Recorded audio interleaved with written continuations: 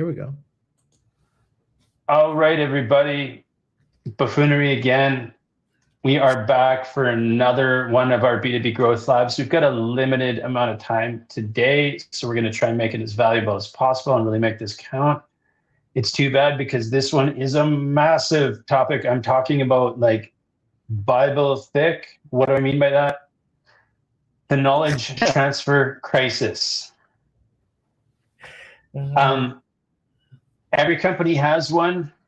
That person who knows everything, 9 times out of 10, it's the founder, and then the number 2, and then maybe the number 3. I have a close friend who is number 7 at a company. We can talk about that in a bit, but these are the people that everyone depends on because they know how things work, what it does, who it's for, when it should happen, what should not be done. Don't flip the light switch that has the tape over it because things will explode. Like these things are real. And never mind if they leave, if there is a sick day or a vacation or a marriage or a funeral, things start to crumble. So today we're here to talk about how important it is to capture that knowledge, how important it is to document things, create operations, and have some sort of stability and resilience before it's too late. You do not want to discover this stuff after the fact. There is a true cost to undocumented knowledge. Tribal knowledge limits growth. You want SOPs that people can actually use, not decipher with a Rosetta Stone, and we need systems instead of heroes. So this is how you protect the company from key person risk. With that being said, who wants to start digging into this mess? I don't think you can SOP your way out of tradecraft. Yes.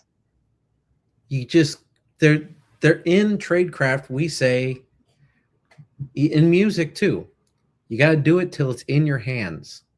Yeah. It can't be in your head. It needs to be in your hands. And until it is, practice, right?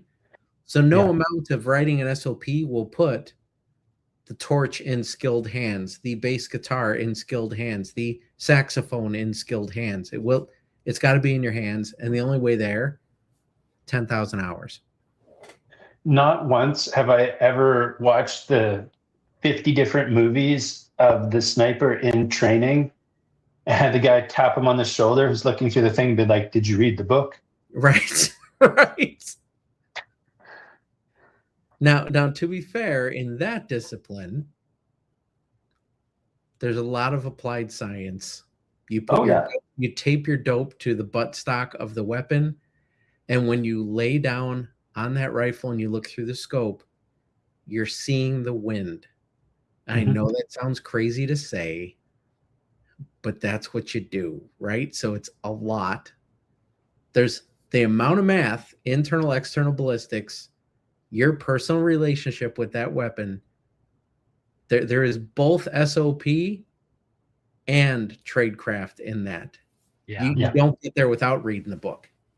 Well, and I agree with that. And I think that this is something that is often overlooked is we do think that we can sort of SOP our way out of it, but we really can't.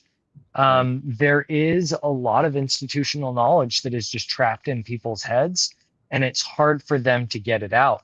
And it's like, it's simple things that you wouldn't think make a difference, but they really do. Like, who takes the garbage out on Thursdays? Oh, well, Amy always did that. Amy's gone now. So who takes the garbage out on Thursdays?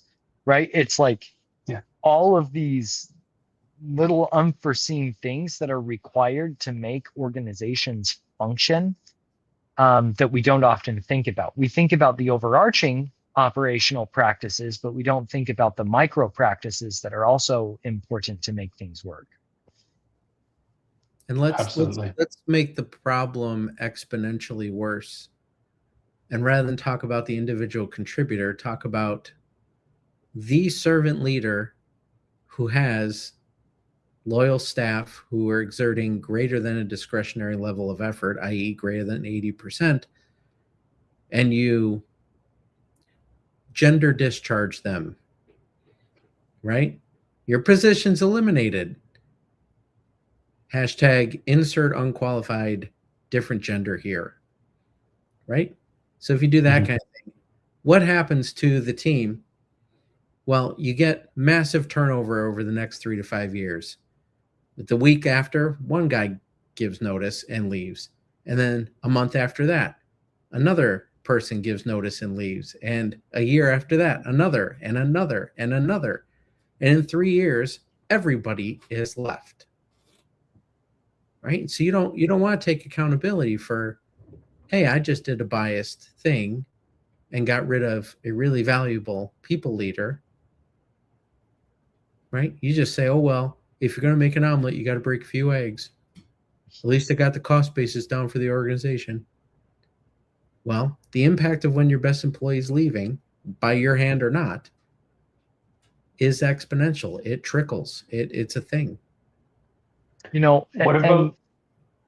Well, just on top of that, I think that there's an arrogance to that response, right? You have to crack a few eggs to make an omelet. It's like, right. Yeah, but like, you're unwilling to take ownership of the fact that all of these people left because of a poor decision that you made. Right. And I think that that's a huge part of this. Is like, I worked on a team where they lost a massive amount, like literally every single one of their experienced sales force walked away. And they have yet to recover, because all of that institutional knowledge about how do you actually close deals, how do you actually move prospects from start to finish, walked out the door with them. Yep. Speaking of walking out the door, what happens when you're trying to do the right thing and you just walk them up another floor? That's an interesting thought. And I think that this is one that's important, because you can also leave these employees or lose the employees through advancement. And in some cases, you're advancing them because they're the best performer, but not necessarily ready to be the best manager. And I would, Rob is what I'm talking about. I would add to that, being a manager and being a leader, not the same thing, right? So you might promote the best manager who has no leadership ability, doesn't listen, doesn't coach, not fault tolerant, right? Micromanager, right? All about process and discipline, has everyone under their thumb. Well, we promote them. They were the best engineer. Well, typical Kiersey temperament for an engineer is ISTJ, detail-oriented, super concrete, highly organized. That's not leader. That's not visionary. Yeah. Right. So you need both. You need both. You gotta know enough about engineering to be minimally competent, but really I should be NT or NF, preferred, visionary, strategic, in Kiersey temperament. And that's just one domain to define it in. But yeah, you don't want your best people to leave. You got to realize who's the connector in your business, the people who define the culture, right? There are anchors to your culture. They're the most socially connected. If you do the network analysis, they have the longest threads into other parts of the org. Right? You start lopping those heads off, eventually the fabric of your culture deteriorates. What about those people that the customers like?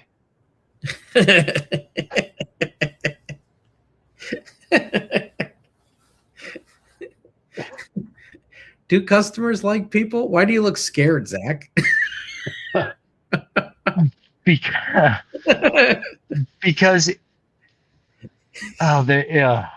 you had like so Halloween eyes. Like, there's so much here, right? Like, okay, so I'm dealing with this whole WordPress issue where I bought emails literally a week ago and they did not show up.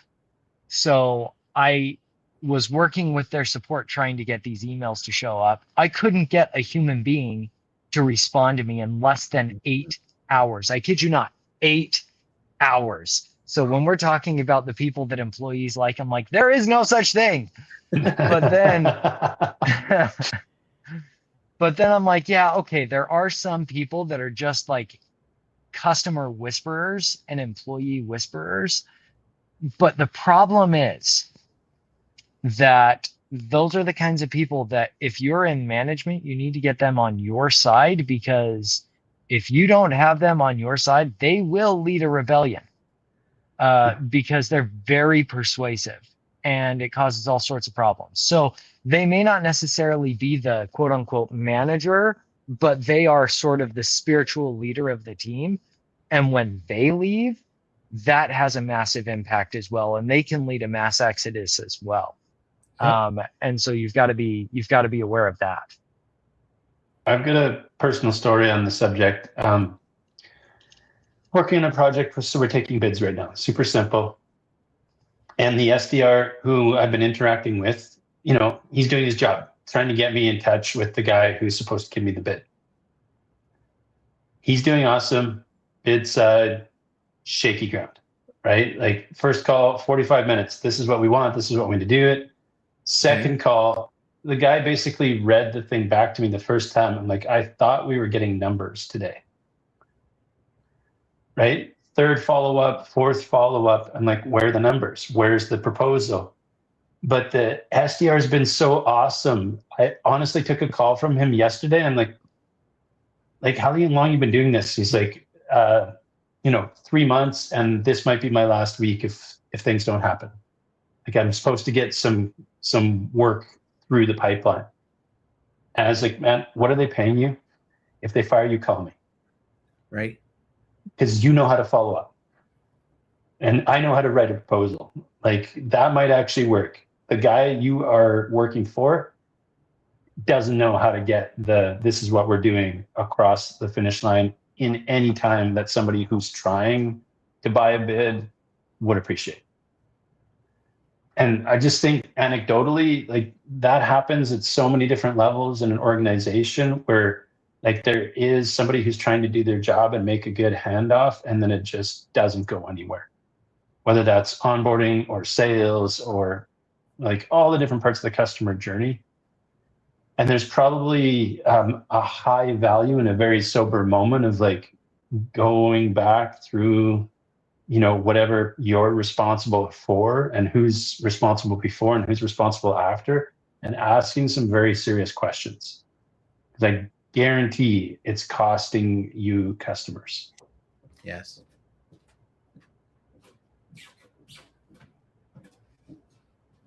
You okay, Zach? Oh man, it is costing. There is so much going on, guys. There is so much here that is just like, it's layers upon layers of just people not being authentic when it comes to stuff like this, and management not taking things seriously, not treating employees with the respect that they deserve. And then that filters down to customers. And, your best employees leave for so many different reasons. But they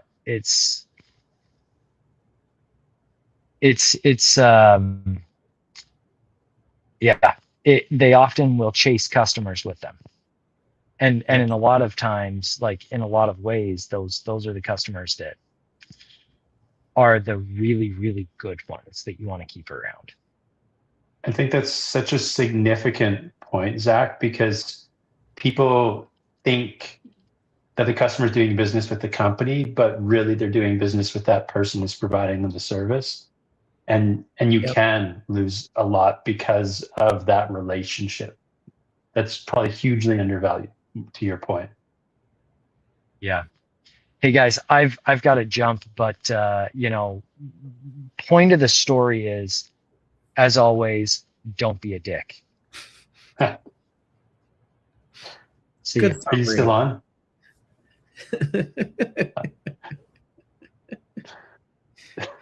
Do we want to go any further, Jacob, or is this the right place to end it? I mean, I think we kind of hammered the main point home. My thing I want people to live with is don't just look at the role, look at the before and after, because if you can start to make sure that the train cars are actually connected, then like there's a lot more hope for it. And then when you look at like the knowledge transfer thing, it isn't just that like what do you do, but what happens before you do it and what happens after you do it, that it can be so critical. Because that person could be so unconsciously competent at these extra things that you're not losing one person, you're losing two or two and a half. Yeah. Could I put in a plug here for one of my favorite things? And that magic word is apprenticeship programs.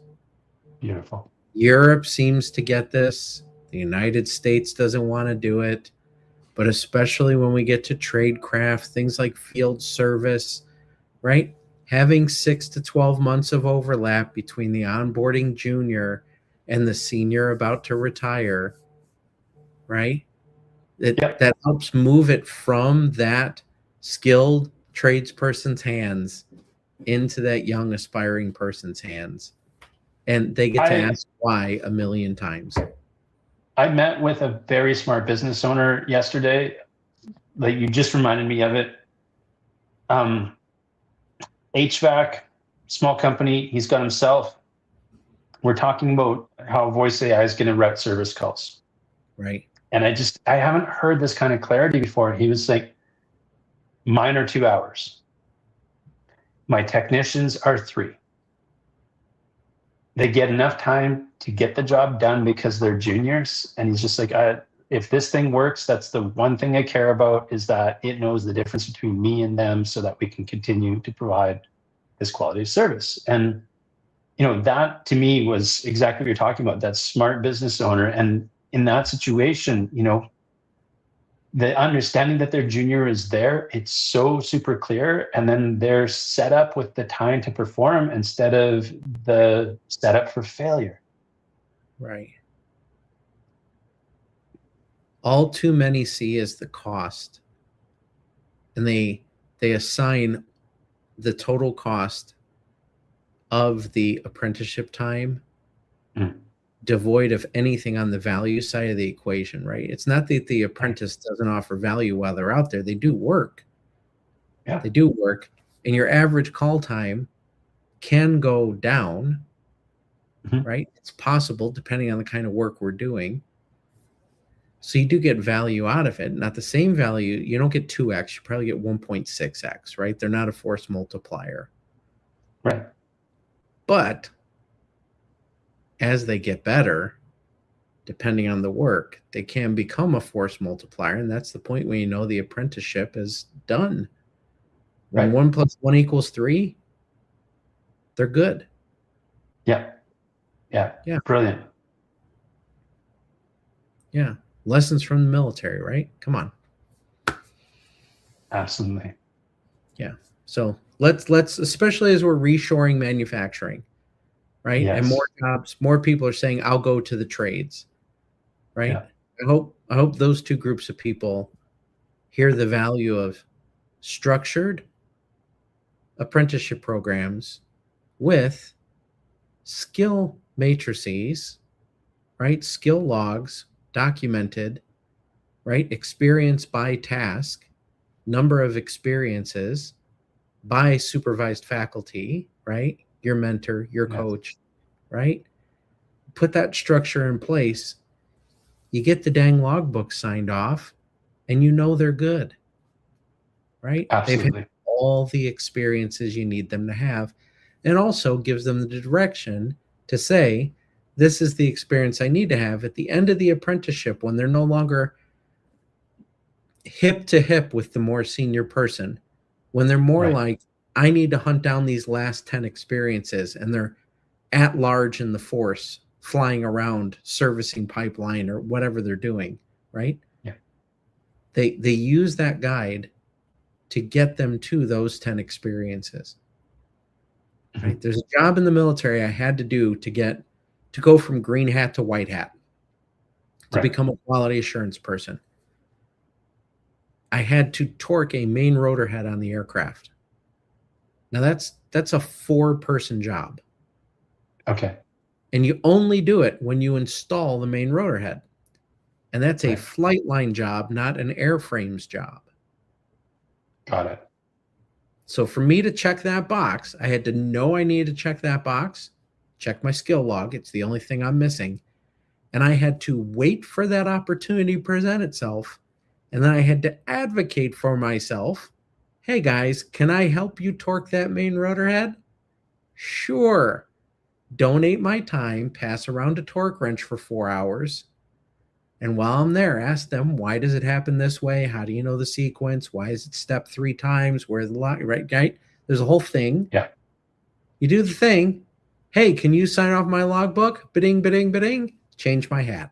Right? That's it. Right? Beautiful. So if you put the structure in place, you get more qualified people faster.